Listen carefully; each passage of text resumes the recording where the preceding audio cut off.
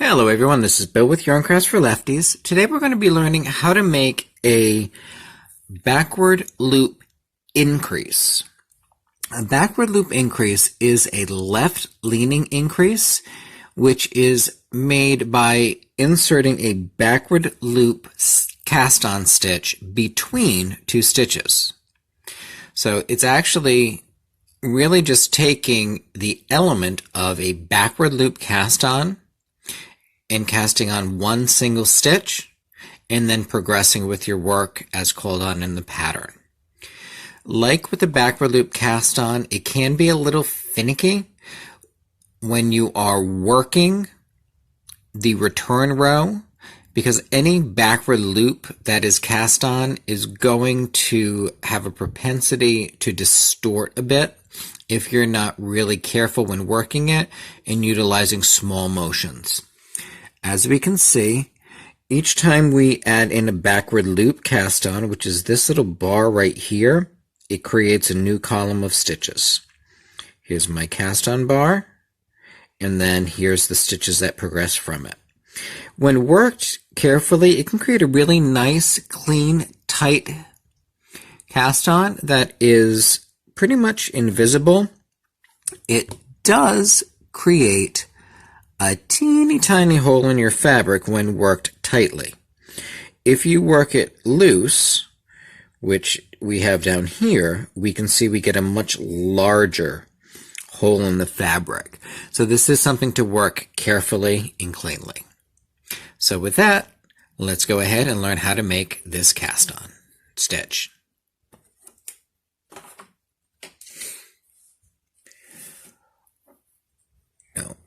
All I've done here is go ahead and work a little bit of fabric so that way I have a base to work on. This can be cast on, or this increase can be done between knits, purls, any combination thereof.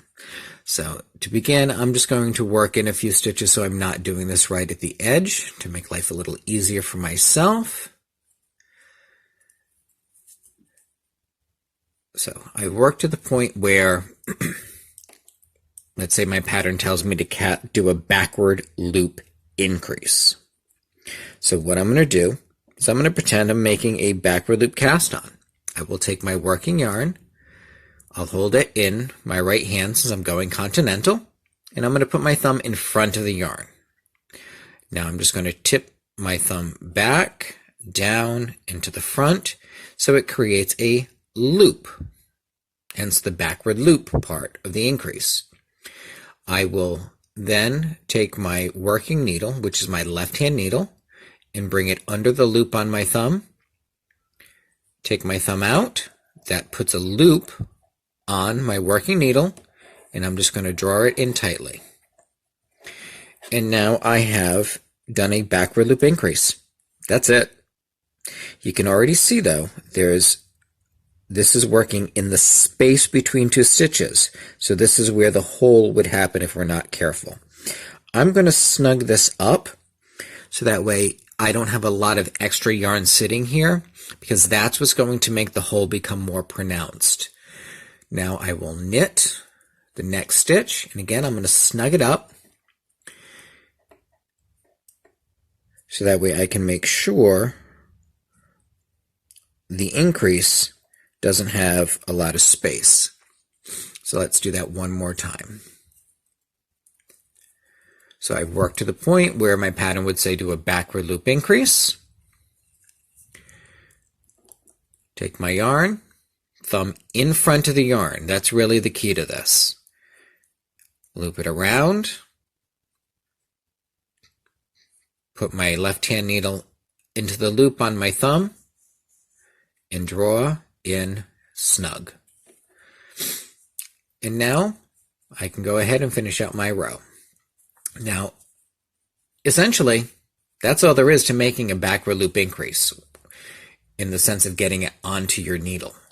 Once it's on your needle, we've really only done half the battle, because the return row is what's going to help keep these backward loop increases clean and tight. So let's go ahead and do that.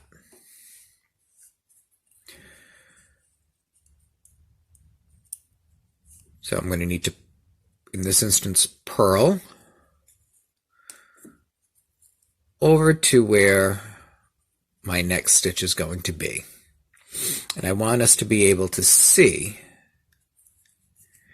once we get to the backward loop, here is what that looks like on your needle.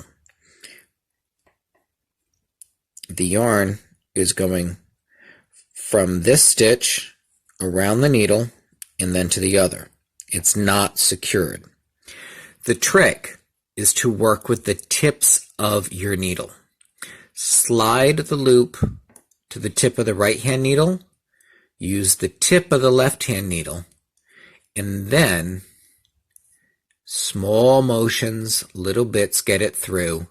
Now, before I even bring this loop up to the body of my needle, I'm going to take the old stitch off.